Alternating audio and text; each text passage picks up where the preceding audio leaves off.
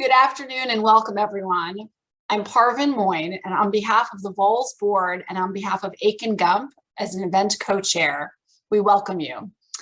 Today, we recognize how the pro bono community and New Yorkers more broadly have come together in response to the crises of the pandemic, the economy, and racial injustice this past year. And we honor 4 fabulous women leading pro bono efforts at their firms, as well as the pro bono stars recognized by VOLS this year for their service.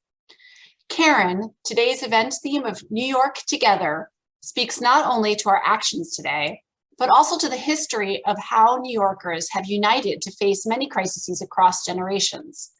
Share with us from your perspective about how today's moment connects us to our history as a pro bono community and through volunteers of legal service. Thank you very much. Thank you, Parvin, and thank you, Akin Gump, for being such a wonderful partner and collaborator with VOLS.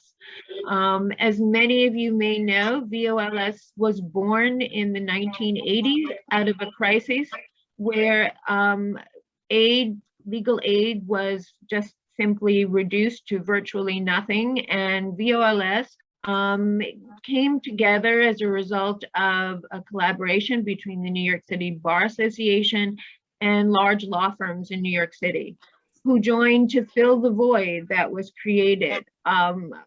We provided services and continue to do so to indigent New Yorkers to address crises as they arise. In the 1980s and 90s, as HIV/AIDS took hold, VOLS was there to join with them, to help them to create wills, living wills, instructions, to really execute on their wishes and to preserve their rights. VOLS was there in the aftermath of 9/11 to help to foster the opportunities for people to get back on their feet. The same thing in 2008, and the fiscal crisis was there, created an unemployment project, which we then rejiggered and reintroduced in 2020 to address the pandemic. And of course, Hurricane Sandy, and then through this pandemic and continuing now, I think that history and where we are today also shows just how nimble and viable VOLS has. Well, thank you so much, Karen, for your leadership and for carrying the pro bono torch forward. And Abja, it is my great pleasure to introduce you to our community as the new executive director. Please tell us about the VOLS story this past year, and as we emerge from the pandemic and heed the lessons of 2020, what do you see as the focus in the recovery period and beyond? Thank you so much, Parvin, for that warm welcome. And let me just start off by noting how incredibly thrilled and honored I feel to be taking the helm of Volunteers of Legal Service at this important juncture in time. Over the past year, our dedicated team has worked alongside our pro bono and community partners to continue to meet the legal services needs of thousands of New Yorkers. When the city shut down last spring, our team quickly pivoted to deliver our services remotely. We created new hotlines, we created new materials and videos for our website. We began to deliver web-based trainings as well. And in the face of emerging COVID-related legal challenges that were facing our communities across the city, we developed new initiatives addressing the needs of frontline and healthcare workers, small businesses, and the unemployed. In total, in 2020, 1,600 pro bono attorneys and non-lawyers, all of whom were trained and mentored by VOLS staff, contributed more than 18,000 hours of volunteer service, which is huge. And more than 6,000 low-income New Yorkers benefited from our services.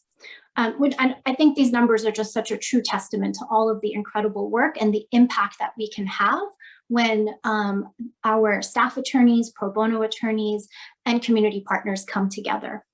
With that in mind, looking ahead, as the city reopens, we know that New Yorkers are going to continue to need our services. Small businesses are continuing to hang on by a thread and fighting for economic survival, and having advice and counsel and representation from an attorney can make a real difference. Our seniors, who have largely been isolated over the past year, are eager to re-engage with attorneys in order to address their life planning needs. Unemployment rates remain high, and we know that when the Excluded Workers Fund launches in a couple of months, there are going to be countless New Yorkers across the city who are going to need help navigating that program. Similarly, when school reopens in the fall, we know that families are going to be going to schools with a myriad of legal problems that they need help with, including potential eviction relief. And hopefully, with the new administration, we are optimistic about seeing some new forms and more permanent forms of immigration legal relief for our immigrant young New Yorkers. At the same time, there probably will be new and emerging needs that we can't yet anticipate, and very much look forward to VOLS being at the forefront of identifying those needs and developing initiatives to address those needs. And in all that we do, we remain very excited and committed to continue to partner with the pro bono community as well as the community-based organizations.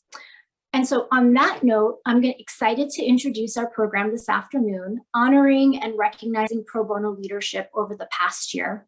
Let me start off by first congratulating our honorees, Erin Law from Morgan Stanley, Harleen Katzman from Simpson Thacher and Bartlett, and Aisha Green and Annie Mohin from Cadwalader. We are thrilled to be partnering with you and your colleagues and cannot thank you enough for all that you have done on behalf of the New York community over the past year. And we look forward to hearing from each of our honorees and our community partners in panel discussions about the legal needs of New Yorkers and how the pro bono and community groups have come together over the past year to address those needs. To kick off our program, we have a short video showcasing the work of the VOLS Microenterprise Project in partnership with the Department of Small Business Services, which will then be followed by a short panel discussion.